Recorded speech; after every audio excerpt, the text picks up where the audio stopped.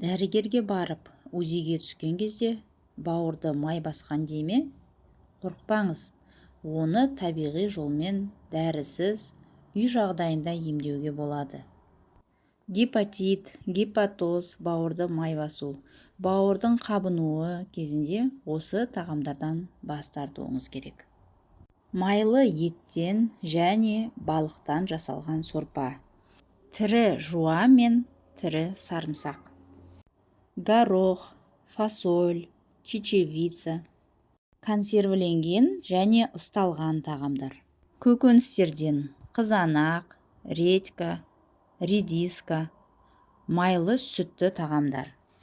Газдалған және салқындатылған сусындар. Кофе және какао. Осы бір стакан сусын сіздің бауырыңызды 18 жастағыда етеді. Гепатоз, гепатит, бауырдың қабынуынан құтыласыз. Өтіңіз қою болса, сұйық бола бастайды, өт айдайтын қасиеті бар. Ол үшін бізге 200 грамм асқабақ, жарты шай қасық корица, жарты шай қасық имбирь, 1 стакан су қажет болады. Осыны блендермен араластырып, 15 минутқа қойып қоямыз. Жарты сағат ішінде тамаққа дейін 7-сіне 2 рет ішеміз. Ем болсын, бауырларыңызды сақтап жүріңіздер.